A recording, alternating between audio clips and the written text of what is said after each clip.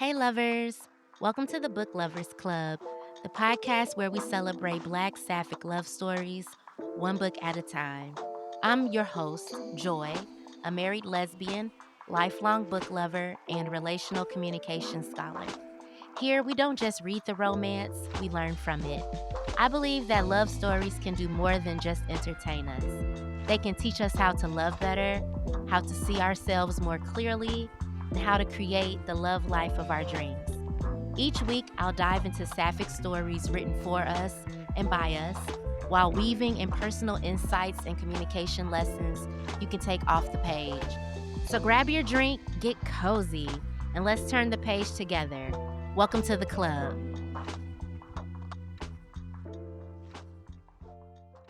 Hey, book lovers. Welcome back to another episode of the Book Lovers Club. And y'all, your girl is a little tired today, okay? I definitely had a side quest last night. So, my job, we all participated in the Chase Corporate Challenge and did the 5K together.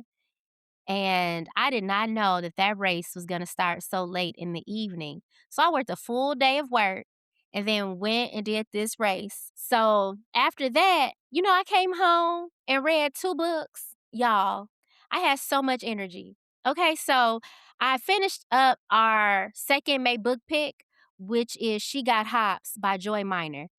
Y'all, that book is good. Like I told y'all, that book sucked me in and I could not go to sleep without knowing what happened next. So I ended up staying up and then reading She Got Hops too. So I done read both books, y'all.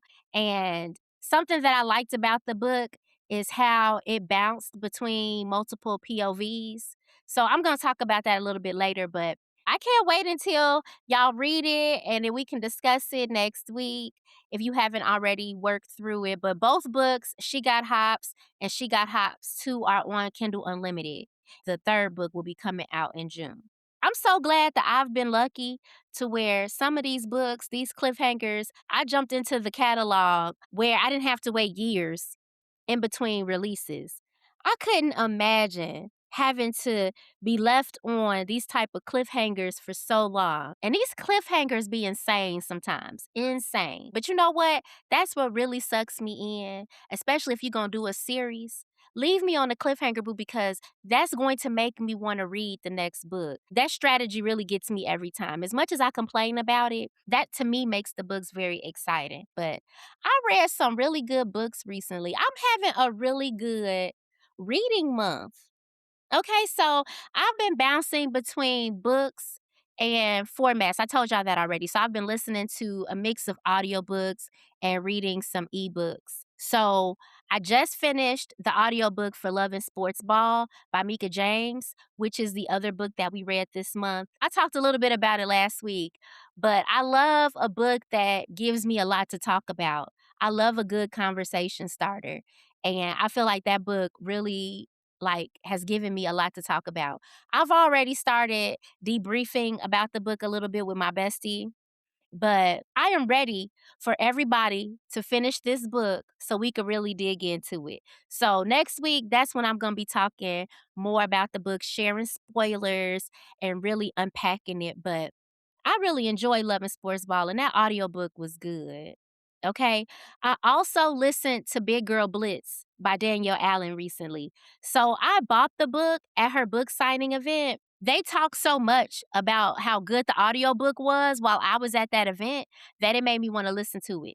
So even though I had the paperback, I went ahead and listened to the audiobook because when I saw my girl, Wesley Shaban, I'm like, let me go ahead and listen to it. And y'all, Big Girl Blitz is so good to me. I really enjoyed it. I really enjoyed it. It's such a good audiobook because, like I told y'all, whatever they are paying Wesley, they need to triple it, quadruple it.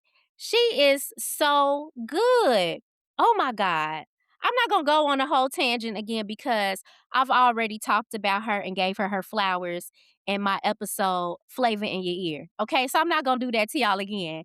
Just know they were not lying. Okay, everybody at that book event that told me I needed to listen to the audiobook, I thank you because I really enjoyed it.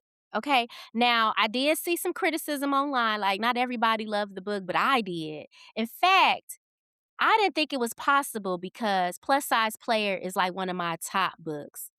You know what? I can't even. I was gonna say Big Girl Bliss is probably my new favorite, but man, I really love Nina and I really loved her book. But this book made me feel something. Okay? Aunt Addie, like her character, she's my favorite character now. Her and Nina are my favorite characters out of the Curve series. But Aunt Addie and just the wisdom that was weaved throughout the book, it really pulled on my heartstrings. And I love a book that's going to make me feel a variety of emotions. Okay. And Big Girl Bliss did that.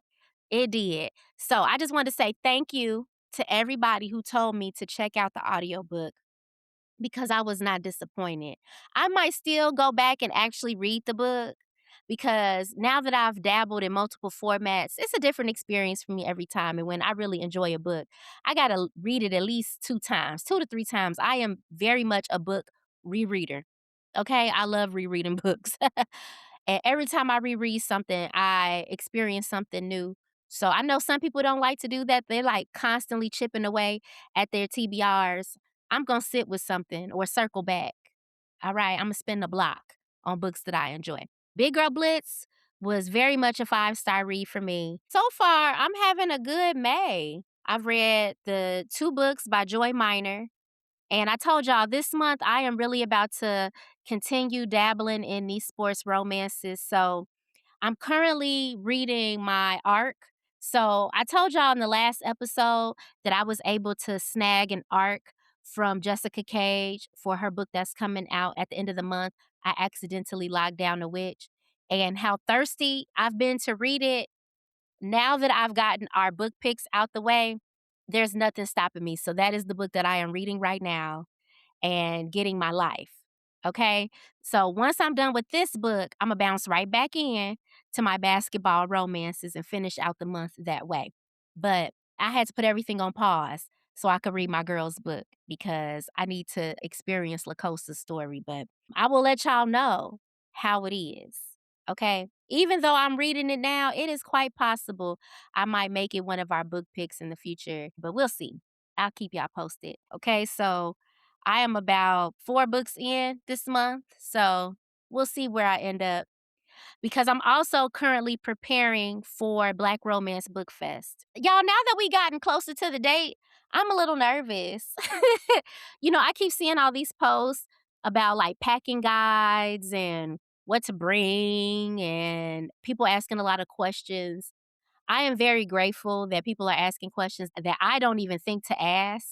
I was just gonna show up and wing it, okay? Like, look, I am very much a go with the flow type of traveler. I have downloaded the app and went and scheduled all of the sessions and stuff that I want to go to and added them to my itinerary. There are some other events like add-ons with the festival that I have tickets to, like the R&B kickback and the Bookchella and the comedy show. So things like that I'm planning to attend. But it's so many additional events that have now popped up during this week that will be in Atlanta for Black Romance Book Fest. And I'm really trying to figure out, one, what I have the capacity to do because I don't want to be overwhelmed trying to do everything. And then you still got to stand in line to get your books and all of that. So I'm trying to play it by ear, but also go in with a plan. In addition to all of that, I am trying to crochet some outfits to take with me. So I've been working on some crochet projects for a few weeks now to have some pieces that I take with me to the festival. And this is my first time crocheting a polo shirt. And it looks good so far, y'all. But this is my first time trying it. So I've been listening to audiobooks while I am crocheting, and that's like my favorite thing to do. But yeah, I'm working on at least 2 outfits, but I wanted to make my wife something too to match me. So hopefully I have enough time because this event has snuck up on me. And it hasn't really, I mean, I've been preparing, but it's taken me a while to crochet all these pieces. I don't know how people crochet so fast. I cannot. Okay, I cannot. So hopefully I could finish everything that I said I wanted to finish. If not, I might be crocheting on the plane and while I'm, up at night in the hotel. So we'll see. We'll see. But I'm really excited that it's finally here and everything's coming together. This is my first time attending a book event on this scale. I've gone to some author Q&As and book signings, but never to like a conference or festival of this size. And I'm hoping that I'll be able to connect with some people that I've met through the internet, but be able to make those in person connections. So I'm really excited. I'm also trying to design a freebie. I wanted to make some bookmarks or at least a sticker or something that I can give to people that I meet. So I got a lot of little things that I'm trying to get together before I get on that plane to Atlanta. Originally, we were going to road trip down there, but because I wasn't really sure how I was going to lug all these books back to Chicago, but I saw a post that someone said they took an empty suitcase with them and that's what they put their books in. So that's what I'm going to do. So we decided to fly and not drive. Especially with these gas prices, it's not like it's any cheaper. So we're gonna go ahead and fly, and I'm gonna bring an extra suitcase to put my books in. Cause I got at least 12 Jacquel J books that I pre-ordered. I think I got 13. And then I pre-ordered some books from some of my other favorite authors too. So I have quite a few that I'm trying to bring back home. So we'll see. But I'm really excited, y'all. So last week's episode, I really centered the conversation on Love and Sports Ball by Mika James. So this week, I wanted to talk a little bit more about She Got Hops by Joi Miner. So one thing that I enjoyed about the book was that it was told from multiple perspectives. So it's a multiple POV book. And you know what? I feel like we use a lot of acronyms in the book space, and I assume that you all know what I'm talking about. But POV stands for point of view. So POV in books is the perspective or the lens through which the story is being told, the narrator of the book. So first person point of view is where the narrator is telling their own story. So this is when like you're in the person's head.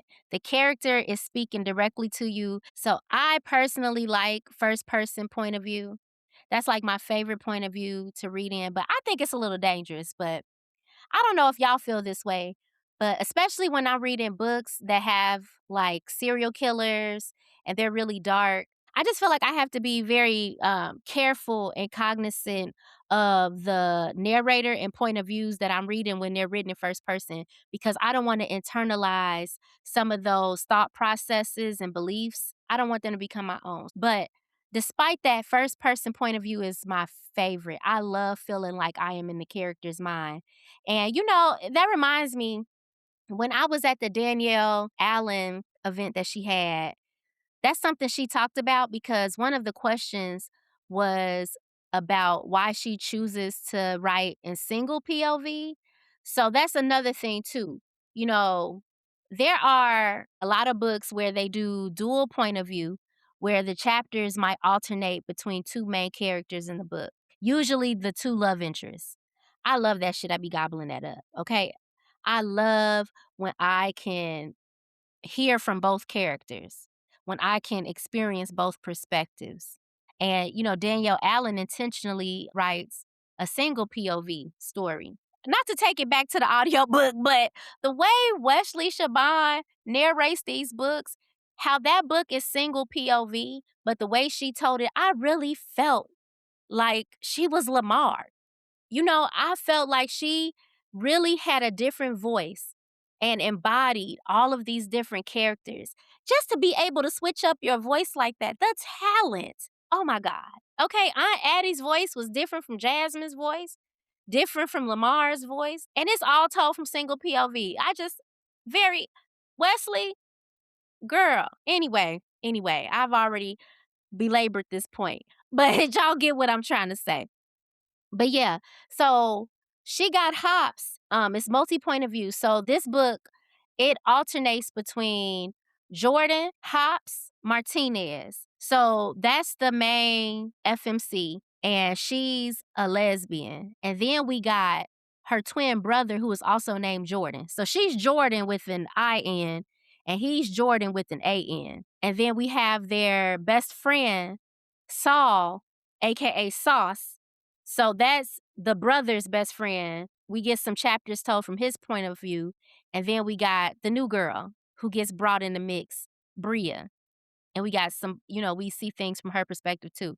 So I will say that every time I've read a multi POV book, there's always somebody's perspective that I just don't care for and I don't like. But Hops carried the book for me. She's my favorite. I love Hops. Her chapters were the most engaging and I love her banter and I think she's funny. But this book had a lot of drama. But being able to see the story unfold from all of these different perspectives, I enjoy. But Danielle Allen, she said the reason why she chooses to keep books in single POV is that it reflects life. Like, we can't go around and know people's thoughts unless they disclose them to us. So she wanted us to be fully immersed into one character's mind and see things completely from their perspective. And I can appreciate the approach, but I'm a dual POV. I feel like when it's multiple POV, I enjoy it, especially when it's done well. But there's always at least one character that I'm like, I do not need to hear their thoughts. I do not care. Okay. There are a lot of authors that are doing multiple POV now, and sometimes it can get a little confusing and can become difficult to keep up with all of those characters. But I've read some books where I feel like it was really done well. So that's something like I definitely enjoy. But yeah, I am a first person dual POV, that's my go-to. But some of the other point of views are second person POV, the narrator is telling your story. And then third person is where the narrator is telling somebody else's story. Those are my least favorite. I'm not going to shy away from reading a third person POV book, but it's not my favorite. So, do you have a favorite POV in books? Do you like multi POV? Like I said, I know some people, they feel like it's confusing and it's hard to keep up. That was one of my big critiques when we read Boomtown by Nick Stone back in December, was that it was hard keeping all of the characters straight. But when it's done well, it really feels like you're watching a movie or a TV show in your head, following all of these different characters. And I love how multi POV can give you like some really solid story arcs and being able to really follow a character's development, especially if it's over a series. That's what I think I like the most about Jacquel J was how, you could follow some of these characters from the very beginning and how their stories evolve over all of these books and being able to read things from their perspective like that and seeing the growth. I really enjoy. So, like I said, multi POV, when done well, really does create a very rich and vibrant story where you can really see how characters develop over time and follow some really complicated story arcs. But it's a slippery slope. Okay, a slippery slope. And for me, there's always at least one person whose voice I really don't care to hear. Okay? I really don't. But, you know, I enjoyed She Got Hops and I think she did the multi POV very well. Especially there was so many moving parts. So you really had to see things from these different characters' perspectives to get the full story because characters be lying, you know? Not everybody has the same information. So, as a reader, I'm getting information that another character doesn't know yet. And I just like that. Okay, I'm getting tea that the character in the book don't have yet because I read that in this other character's chapter. Okay. And that's when you want to get out your whiteboard like Brit in her books and start tracking storylines and plot points and character connections and things like that. So I love that. But if you are reading She Got Hops, just be prepared to jump right into She Got Hops too. I did not want to just stop at the cliffhanger. I had to know what happened next, and I flew right through. Okay? And the second book has so many plot twists. Y'all, it was so good. So I'm glad I read them all together. So now I'm just patiently waiting for this third book to come out. But if y'all have read both of the books, come and find me because, I love yapping about books. But just go ahead and read the second one, okay? Just read them together. They a package deal. You might as well continue with the story, okay?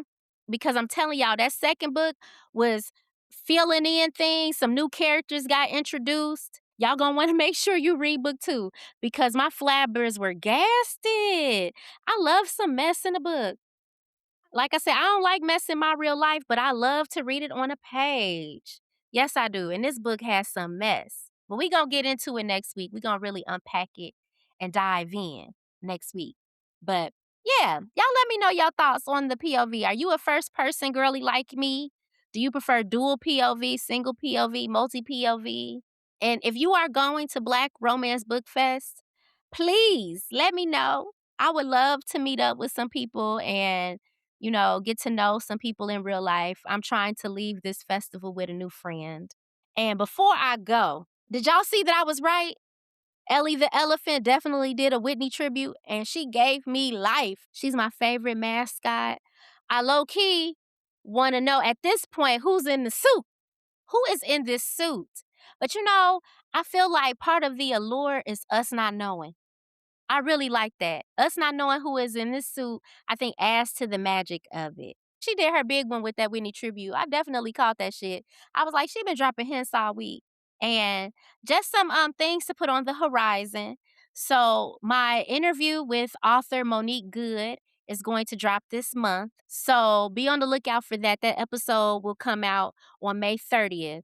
And I really enjoyed talking with her. Monique is also one of the authors that I am collaborating with for the Book Lovers Fest. Also, I recently had the pleasure of interviewing Chinsia C. Higgins. We read two of her books together. So we read Devon and Chris Plan a Wedding back in September of 2025.